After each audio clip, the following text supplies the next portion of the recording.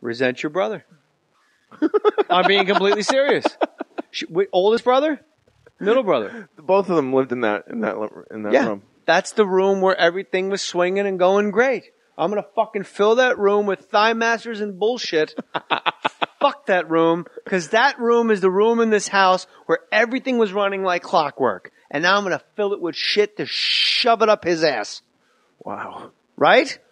Perhaps. I mean... All right, do the Walkman bit. Let's go. No. Discman bit. That'd be amazing if you just launched into it like a psychopath.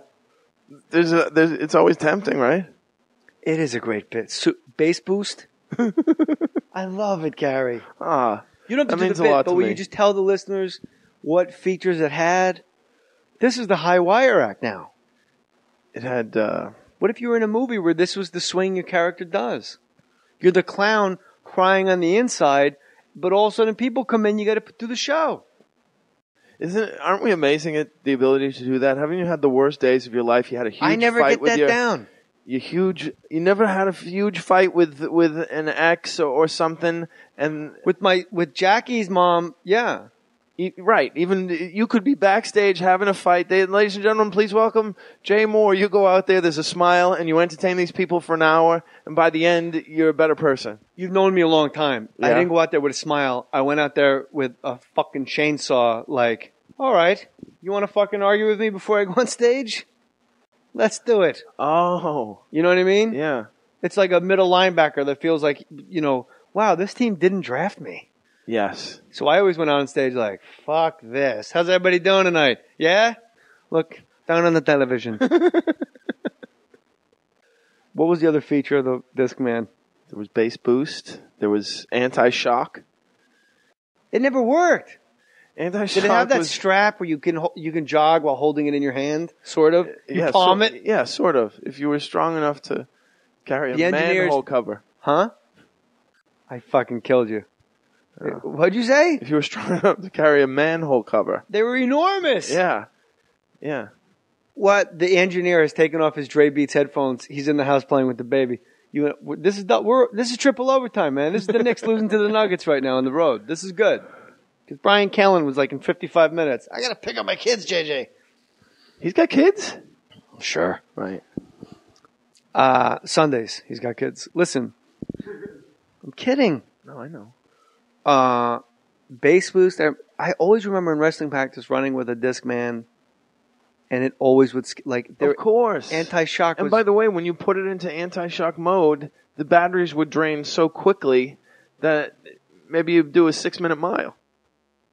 Roger Bannister. Yeah. Roger Bannister Gulman. 4-minute mile. Chariots of Fire. And then the words to Chariots of Fire? A bunch of guys running, dressed in white shorts. It's the best I come up with on short notice. Monty, leave me alone. It's something like that was my favorite Bill Murray character, was the lounge Star singer. Wars. Station Bar Wars. Please let our wars stay. Come on. Bass boost. And then shuffle.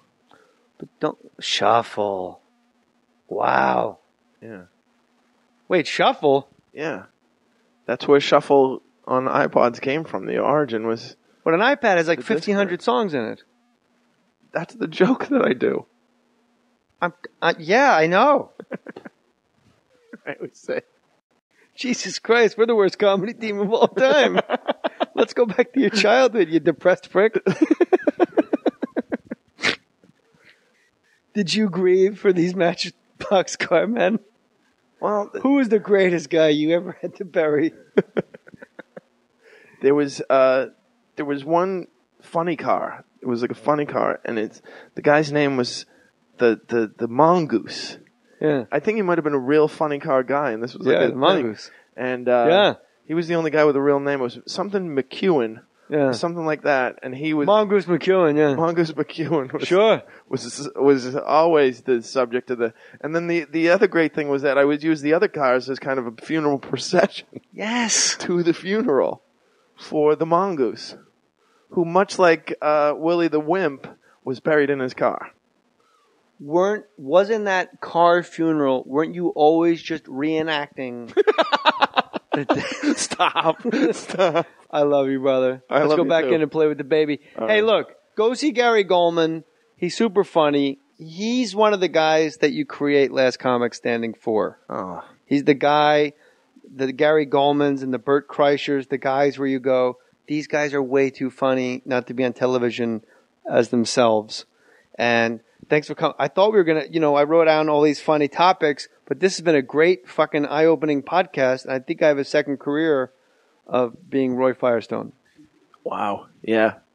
Did I bum you out or you feel good? No. But the thing that, because I've had this podcast in my head thousands of times, just driving around of you and I and what we would talk about. And one of the things was that to this day, and listen, I don't sell out theaters and I don't either. 20 shows and all this business. I don't either, believe me. Most of the people who came to see me, and I'm talking 80%, most of the people who came just to see me, and that's the best thing you can hope for as a comedian. More than, I was never about movies and acting and everything. I just wanted people to come see me, who weren't there to see a comedy show, who were there to see because they had the same You're the reason they've sensibility. Assembled. Yes. Those people who are so valuable to the psyche and just as an artist, people who are there to see you, 80-90% of them came because they saw me on Last Comic Standing. Yeah. And they'll come and say, we've seen you 6 times, we've seen you 8 times. The other thing that's great about people who see you again and again is that it gets you to write. Because you feel guilty. I'm going to do the same. I'm going to truck out double the same stuff, crap. Same price. People. Thank you. Yeah, I remember you made a conscious decision going into the quarterfinals of Last Comic Standing. It seemed like I'm only going to talk about cookies for the next 5 weeks. Maybe it was the only topic that lasts. What I've always been good is taking a joke that works and making it longer. So, yeah. Shuffle on iPod is the worst because you go, oh, Alice in Chains, Dirt. And then the next song is like Ella Fitzgerald, A Tisket, A Tasket. You're like, no, we kind of established a mood already. Yeah, but also it's I'm lifting weights to Tisket, A Tasket. Yeah, it's Velvet Underground and then Fresh Air with Terry Gross, and she's interviewing the author of The 6 Days of War about the 6-day war in Israel. And that's 40 minutes long. And that's 40 minutes long. Thanks for joining us. And you're trying to run. I'm Terry Gross. I always have a recurring nightmare that not a nightmare. Wait, one of these I things. have the fantasy where you hit fast forward to keep the shuffle going, and the next one is welcome back. I'm Terry Gross. No, that I go on Terry Gross, which is like one of those. Is this your nightmare? Dreams. Yeah, I go on Terry Gross, and filling in for Terry Gross is either Dave Davies or David being Cooley or Jerry Gross. Oh, Jerry. Those two. Mark Gross of Family Ties. Wow, the dad. That was his name? Or Stephen Gross? Whatever his name. The father from Family Ties. Yeah, the father from Family Ties. No. Filling in who was so funny on that show. Filling in for her is Mark Price. Oh, Skippy from Family Ties. Who signs autographs, I love your guts. You will never be as sad as him. Oh, no. No. I think we've come out the other end of the rabbit hole and we see light now, realizing, wow, that guy had a sitcom and he signs autographs. I love your guts. I get to just write Gary Gulman. Yeah.